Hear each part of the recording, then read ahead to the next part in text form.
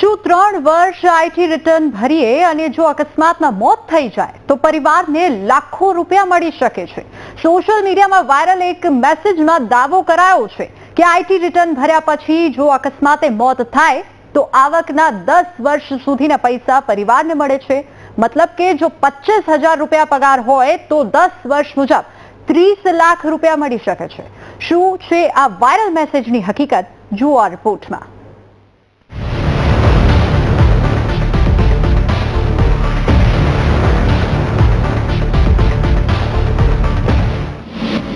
ત્રણ વર્ષ IT return ભરવાના ફાયદા તમે જાણ્યા? અકસ્માતે મોત થાય તો પરિવારને મળશે લાખો રૂપિયા। સોશિયલ મીડિયામાં વાયરલ મેસેજનો દાવો। સોશિયલ મીડિયામાં એક મેસેજ ઝડપથી વાયરલ થઈ રહ્યો છે, જેમાં દાવો કરવામાં આવ્યો છે કે જો તમે 3 વર્ષ સુધી ઇન્કમટેક્સ રિટર્ન ભરતા રહેશો અને ત્યારબાદ તમારું અકસ્માતે મોત નીપજે તો તમારા આવકના 10 વર્ષ જેટલા રકમ ગણીને પરિવારને આપી દેવામાં આવશે। વાયરલ આ મેસેજમાં સૌથી ઉપર લખ્યું છે કે સુપ્રીમ કોર્ટે આ દાવો કર્યો છે। નીચે હિસાબ સમજાવવાનો પ્રયાસ થયો છે કે જો મૃત્યુ પામનાર વ્યક્તિની છેલ્લી આવક 25,000 હોય તો 12 મહિનામાં 3 લાખ અને 30 વર્ષમાં 30 લાખ રૂપિયા પરિવારને મળી શકે છે। એડવોકેટ અરવિંદ વાણિયાના નામથી આ મેસેજ વાયરલ છે। આજના સમયમાં વાહન ચાલકો માટે ઘણા જોખમો ઊભા થતા રહે છે। ભારતમાં રોડ અકસ્માતમાં ઘણા લોકો મૃત્યુ પામતા હોય છે। દર વર્ષે લાખોની સંખ્યામાં લોકો અકસ્માતમાં જીવ ગુમાવે છે।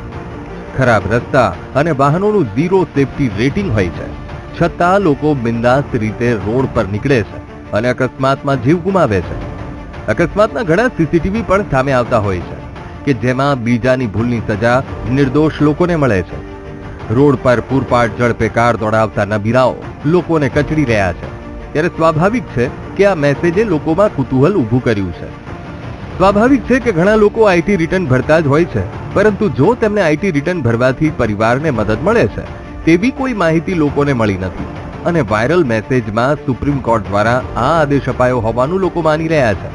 પરંતુ વાયરલ આ મેસેજની હકીકત શું છે તે જાણવું જરૂરી હોવાથી અમે તપાસ શરૂ કરી। વાયરલ મેસેજની તપાસ કરવા માટે વીટીવી ન્યૂઝની ટીમે એડવોકેટ ધ્રુવેશ ત્રિવેદીનો સંપર્ક કર્યો અને સુપ્રીમ કોર્ટ દ્વારા આ પ્રકારનો કોઈ આદેશ અપાયો છે કે નહીં તેની તપાસ કરી।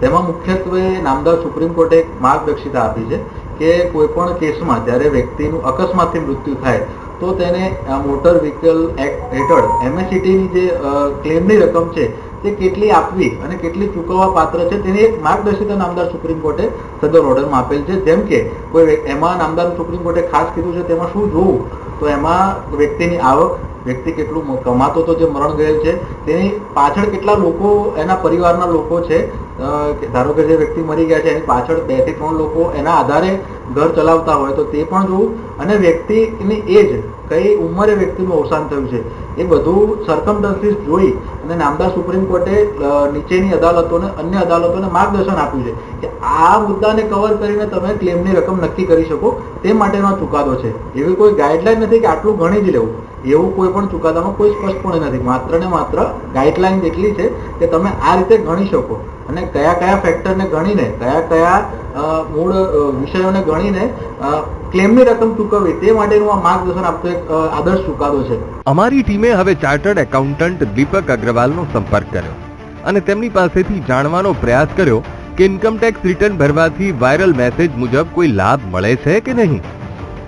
આજ સુધી અમારા ધ્યાનમાં એવું કશું આવ્યું નથી, કોઈ ચુકાદો ગવર્મેન્ટને તરફથી આવ્યું નથી કે ઇન્કમટેક્સના રિટર્ન ભરવાના કારણે તમને ગવર્મેન્ટ તમને પૈસા આપશે, ઇન્સ્યોરન્સ આપશે। ગવર્મેન્ટની 2 સ્કીમ છે, પ્રધાનમંત્રી બીમા યોજના અને એક બીજી છે જેમાં 200 રૂપિયા ને 30 રૂપિયા વાર્ષિક ભરો તો તમને 2 લાખનું ઇન્સ્યોરન્સ મળે।